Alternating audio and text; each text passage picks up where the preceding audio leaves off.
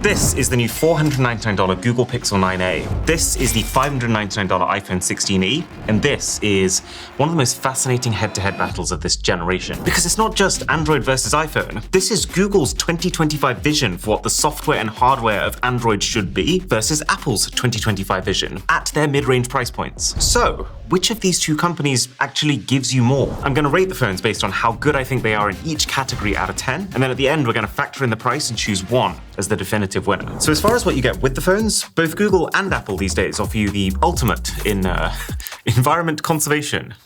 Basically nothing. With the Pixel, you get no case, no screen protector, no charger, just the cable, the phone, and vibes. Except not really any vibes.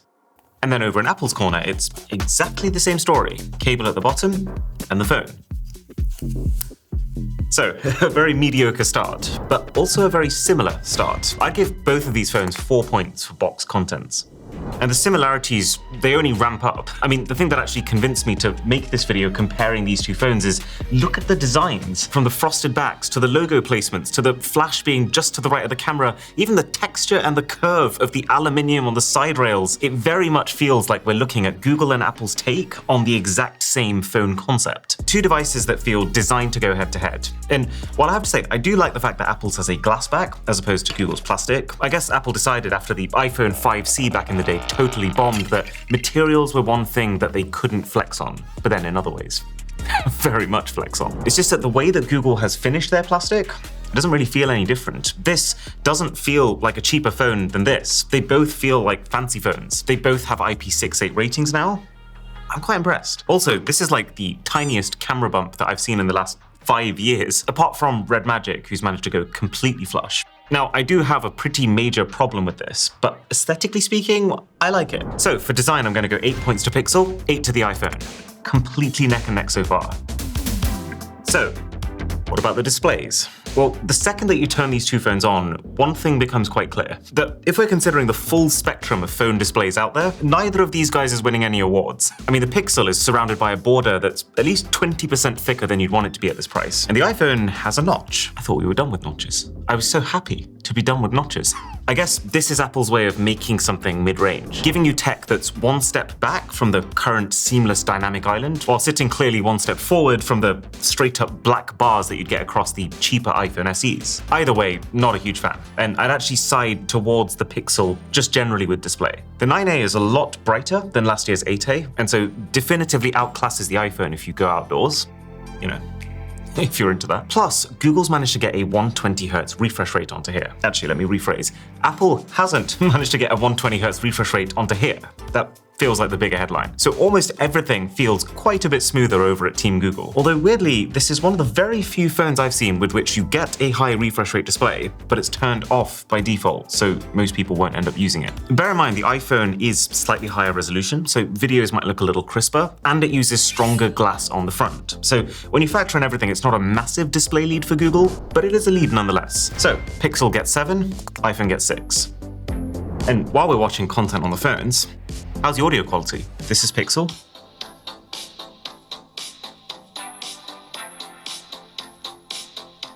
Now this is iPhone.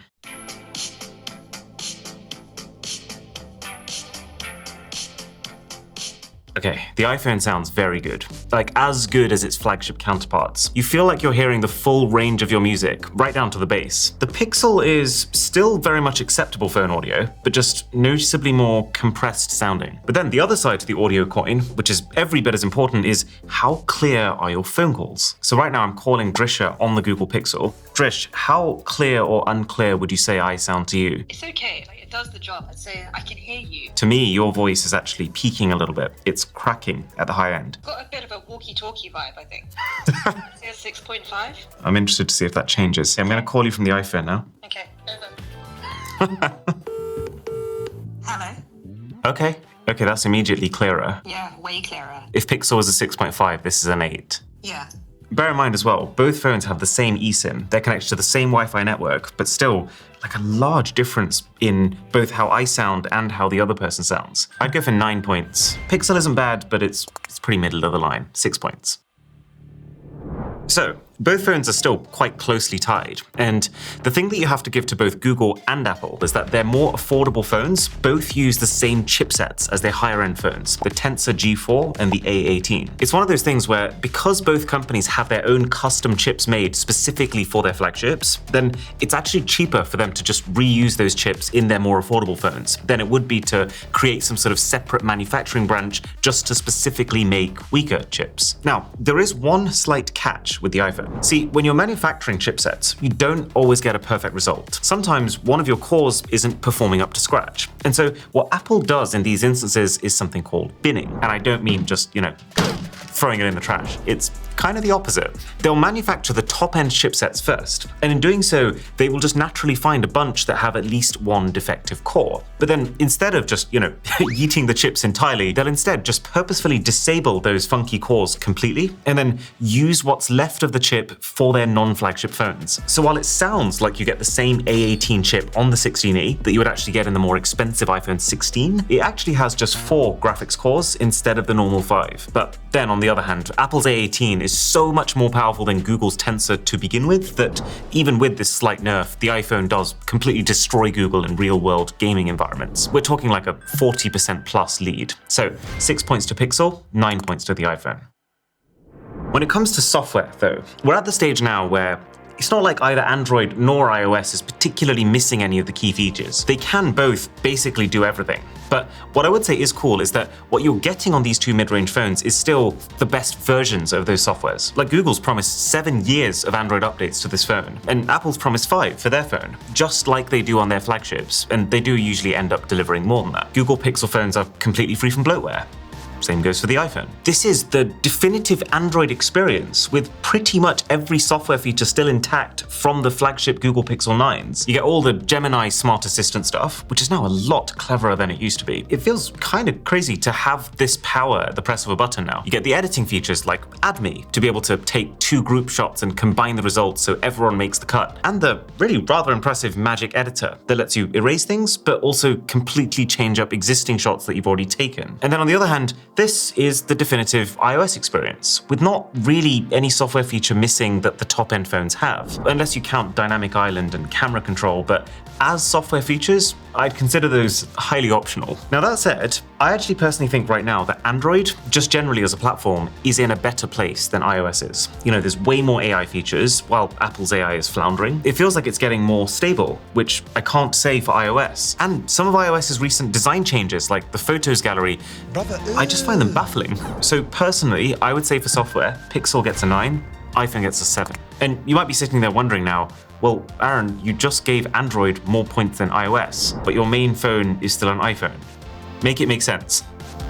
Well, that's where the next category comes in. Because where I think Apple pulls ahead is ecosystem. Most of you are likely already in and fairly locked into either the Apple or the Android ecosystem. But if you assume for a minute that you are neutral, you are deciding between these two phones and were completely open to fully adopting all of the products built around whichever one of these two you pick, then I think Apple wins by a landslide. Firstly, because even on their own, Apple's ecosystem products are largely class-leading. Like the iPad, for example, completely destroys Google's Pixel tablet, which at this point is quite dated and very underpowered. Apple TV is, from my experience, a better TV box than the Google TV streamer. It feels more premium to use, and it just never lags. Watches and earphones are a little more debatable, because while I do think the Apple Watch and the AirPods are great, I also think the Pixel Watch 3 is by far the best watch Google has ever made. And the Pixel Buds Pro 2 as well feel top of the line. But then again, I think the MacBook is the best consumer-grade laptop you can buy, unless you're a gamer or you need a specific app that only works on Windows. And I don't even think it's a competition compared to a Google-made Chromebook. Now, bear in mind, the upside with Android is that you don't need to specifically buy in-house Google-made stuff. You could buy a Samsung tablet and a Dell laptop. But then the downside is that the integration you get isn't as deep. Because those products, they're not designed completely around each other, like Apple's are. There's a second part to this ecosystem equation too, that iPhones generally integrate slightly smoother into the wider world. Like, you'll just have an easier time doing stuff. Like, for example, Apple's Face ID. It's not just for logging into your phone. You can also use it to authenticate bank transactions within third-party banking apps, much more so than you can with Google Pixel's fingerprint scanner, for example. You'll have more variety when it comes to accessories and cases, because it is far easier for a company to design something around one of the 5 or so iPhones released in a year versus the 1,000 Android devices. But it's also just that there's a lot of developers who specifically prioritize a smooth app experience for iPhone users over Android users. Even like the leisure center that I used to go to, if you had an iPhone, you could install your membership card digitally. It would show up automatically on your Apple Watch. So easy. Whereas if you had an Android, well, you just still had to carry around a physical card, like you were in the previous era. Or like our gym equipment in this house, it syncs perfectly with Apple Health, could not get it to work with Android. So it's this kind of stuff that has meant that even though I do think that Android in isolation is a better software platform right now, I've still personally decided to use an iPhone. So I'd go Pixel 8 points, iPhone 10 points, which does mean Apple is starting to take the lead here.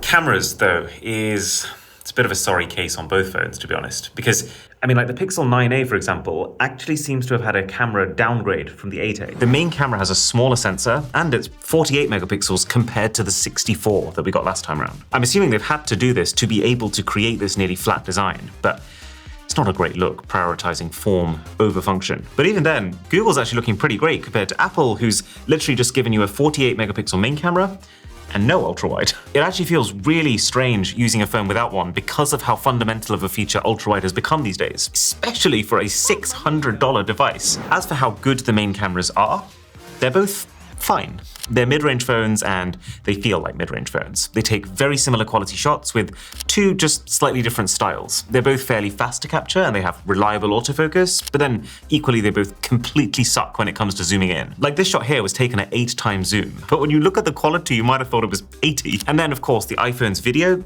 is a little bit cleaner, especially since one of the few Google Pixel features that this more affordable A series phone does miss out on is Video Boost, which would have helped. So I'd say the iPhone's main camera is very slightly better than the Pixel's main camera.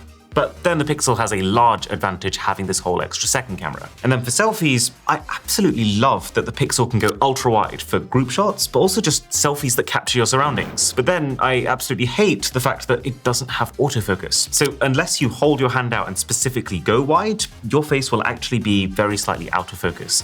Both phones do also have optical image stabilization, but if you want the proper action camera experience, then I have never used a better one than the Insta360 Ace Pro 2, our sponsor. Up until now, you hear action camera, you think GoPro, right? But look at this. This is being shot on the new Insta360. This is shot on the very latest GoPro Hero 13 Black. And long story short, the massive sensor, the Leica lens, and the new dual AI chip on this thing, all thrown together just means there's a night and day difference between these two. The thing also has a completely flippable screen and an integrated wind guard, which pairs with software wind reduction to make it sound way better too when things get hectic. And for the first 30 orders using my link, you can nab yourself an exclusive 10% discount and a free all-in-one tripod like this. Link below to check out the Ace Pro 2. And now the final pillar for these phones is the battery. And just to give you an idea, I ran a 2-hour battery test simulation, doing a combination of social media scrolling, YouTube watching, and general app use, with the Pixel on its smooth 120Hz mode and the iPhone just being an iPhone at 60 Hz. And the Pixel finished that test with 86% left, the iPhone had 91. Now, I could have kept the Pixel on 60 Hz and gotten longer battery life, but given that 120 Hz is one of the key selling points, and because we've already given this phone extra points in the display category for having it, I think it makes sense to also keep that mode on for battery testing. And assuming you do that day to day, the iPhone will consistently last longer. But even the Pixel is easily enough to get you through the day, thanks to a 5,100 mAh cell on the inside. So they both have pretty great batteries. They both have very underwhelming charging. As you've seen, both phones come without a charger, and they also have some pretty mediocre wired charging speeds. And while they do support wireless charging, it's nothing particularly fast or exciting, with neither utilizing magnets to make it any faster or more efficient, leading to battery scores of 6 to Pixel and 7 to iPhone. So that actually makes it very close in the end, but we do have a winner. And it's not the iPhone. Because yes, Apple is ahead. It's got 8% more points overall. But When you factor in that you have to pay 20% more to get that, being $599 instead of $499, plus the fact that these Pixels are practically guaranteed to be on sale in a few months, while iPhones are like the opposite, I would actually say Google is more likely to be the better value overall package in 2025. But wait for a sale.